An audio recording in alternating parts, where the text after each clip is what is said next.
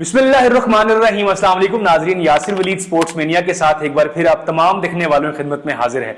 सबसे पहले आप तमाम लोगों की चाहत, मोहब्बत, खुलूस का बेहद शुक्रिया जो आप कनेक्ट हैं, चैनल को सब्सक्राइब कर रहे हैं, कमेंट कर रहे हैं और अपनी राय का इजहार कर रहे हैं। नाज़रीन, पाकिस्तान क्रिकेट बोर्ड की सिलेक्शन कमेटी ने दौरे आयरलैंड और दौरे इंग्लैंड के लिए टी20 स्क्वाड का ऐलान कर दिया है, लेकिन अहम बात यह है कि इसमें जो चेंजिंग सामने आई हैं, जो फैसले सामने आए हैं, वो इंतहाई ज्यादा हैरानकुन है। अब समझ नहीं आती है कि सिलेक्शन कमेटी आखिर चाह क्या रही है। यहां पर मुझे यह बात भी समझ नहीं आती है कि सलमान अली आगा, जो कि महज एक पीएसएल के शुरू के चंद मैचेस के अलावा कोई ऐसी परफॉर्मेंस नहीं दे सके, और अगर उनके मजमूई टी20 करियर पर नजर डाली जाए तो वो भी इंतहाई मायूस कुन रही है पीएसएल के चंद शुरू के मैचेस को छोड़कर। तो फिर किस बिना पर सिलेक्टर्स ने उन्हें उठाकर पाकिस्तान टीम के स्क्वाड में शामिल किया है। और उसके साथ साथ हसन अली, जो कि एक नहीं मुतअद्दिद बार पाकिस्तान टीम में फ्लॉप होने के बाद ड्रॉप हुए हैं, उन्हें एक बार फिर पाकिस्तान के स्क्वाड का हिस्सा बनाया गया है, और यह बात समझ से बालातर है। इसके अलावा जो अहम चीजें हैं वो ये कि हारिस रऊफ की इंजरी के बाद टीम में वापसी हुई है। उनकी फिटनेस के हवाले से अभी तक कंफर्म नहीं है कि वो पूरी तरह फिट हो चुके हैं या नहीं, लेकिन वहाब रियाज का इस हवाले से ये कहना था कि चूंकि हारिस रऊफ की फिटनेस के हवाले से अच्छी रिपोर्ट्स आ रही हैं और डॉक्टर्स ने यही कहा है कि ये चंद ही दिन में पूरी तरह फिट हो जाएंगे, तो इसलिए उन्हें स्क्वाड का हिस्सा बनाया गया है।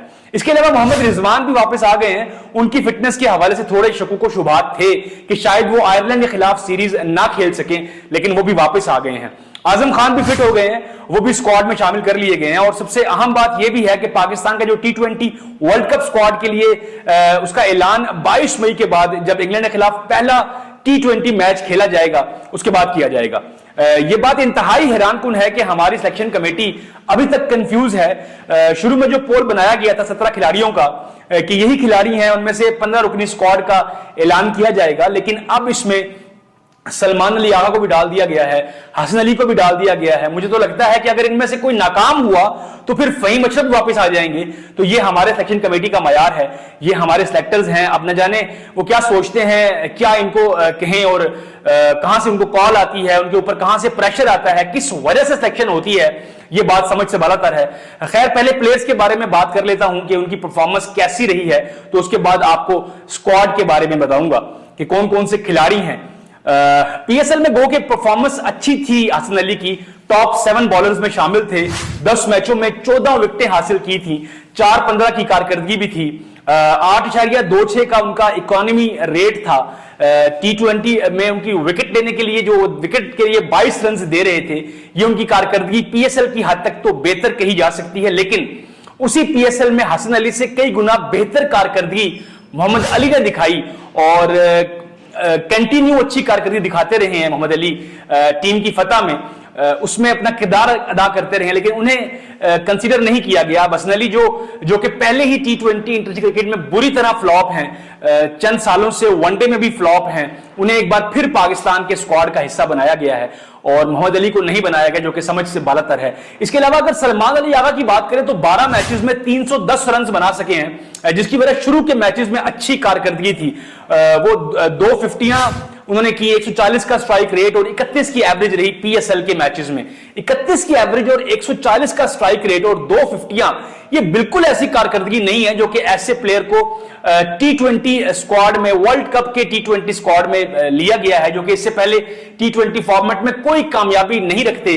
अगर हम मजमूई रिकॉर्ड देखें सलमान अली आगा का, तो 75 मैचेस खेले हैं टी20 के, जिसकी 66 इनिंग्स खेली हैं उन्होंने, और इनमें सिर्फ 4 फिफ्टियां हैं 66 टी20 इनिंग्स में, यानी डोमेस्टिक लेवल के मैचेस में 66 इनिंग्स खेलकर सिर्फ 4 फिफ्टियां, और स्ट्राइक रेट है 118, बहुत कम स्ट्राइक रेट है, 20 की एवरेज है।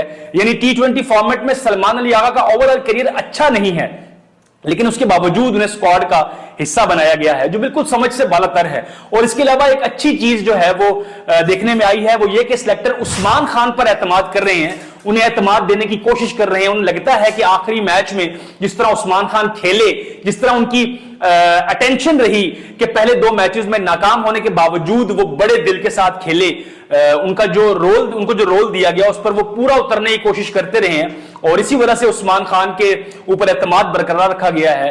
अब देखना यह है कि आयरलैंड और इंग्लैंड की कंडीशन में उस्मान खान कैसे खेल का मुजाहरा करते हैं। बहरहाल उस्मान खान पर एतमाद बरकरार रखना मेरे ख्याल में यह सही फैसला है। इसके अलावा साइम अयूब के ऊपर भी एतमाद है सेलेक्टर्स को और कप्तान को भी और मैनेजमेंट को भी। उनको लगता है कि साइम अयूब को सिर्फ एक इनिंग दरकार है। लगता है ऐसा है कि ये जो सेम जवाब रिपीट करवाया गया है, बाबर आजम से भी जब पूछा गया तो उन्होंने यही कहा कि साइम अयूब जैसे बैट्समैन को सिर्फ एक इनिंग्स की जरूरत है और उसके बाद वो रन्स करना शुरू कर देंगे। और सेम अल्फाज आज अब्दुल रज़ाक के थे जो कि सिलेक्शन कमेटी का हिस्सा होने की वजह से as a selector press conference में शामिल थे।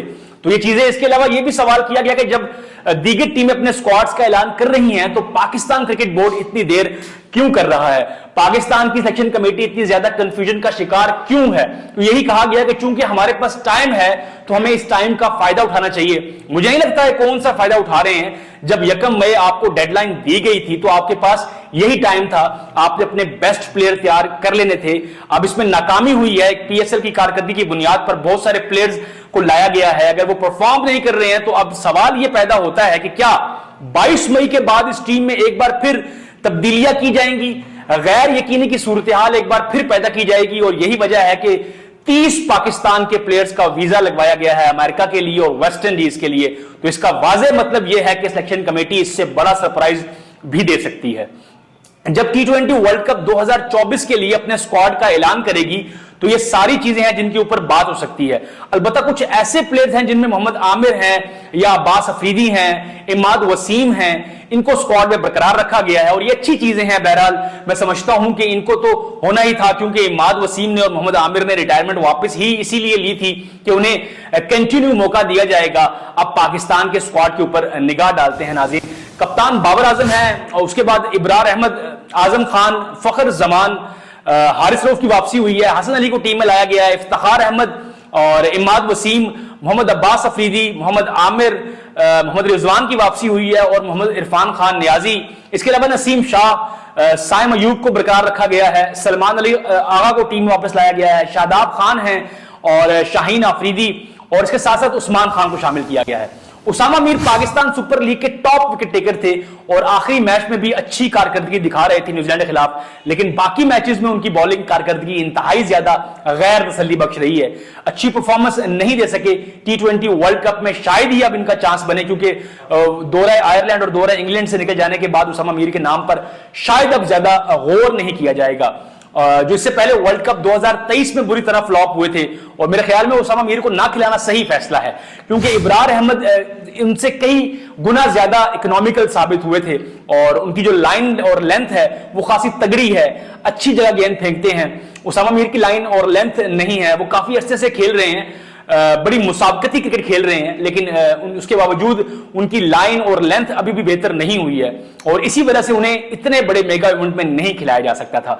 इसलिए दौरा आयरलैंड और दौरा इंग्लैंड में ही उन्हें टीम से ड्रॉप करके एक तरह से मैसेज दिया गया है कि Usama Mir T20 world cup 2024 नहीं खेलेंगे। और वैसे भी शादाब खान और इमाद वसीम की पाकिस्तान टीम में मौजूदगी की वजह से शायद उनकी जगह बनती भी नहीं थी, उन्हें जबरदस्ती खिलाया गया था न्यूजीलैंड के खिलाफ होम सीरीज में, वरना उनकी जगह नहीं बनती थी। और ओवरऑल अब पाकिस्तान का ये स्क्वाड है, अब देखना यह है कि 22 मई के बाद जब पाकिस्तान के सिलेक्टर्स T20 वर्ल्ड कप 2024 के लिए पाकिस्तान के स्क्वाड का ऐलान करेंगे तो मजीद क्या सरप्राइजेस हमें देखने को मिलेंगे। जी तो नाज़रीन, ये था हमारा अब तक का स्पोर्ट्स मेनिया। उम्मीद करता हूं कि आपको हमारा ये प्रोग्राम पसंद आया होगा। प्रोग्राम पसंद आए तो वीडियो को लाइक, शेयर और कमेंट करें। अपने मेजबान यासिर वलीद को दीजिए इजाजत। अल्लाह हाफिज।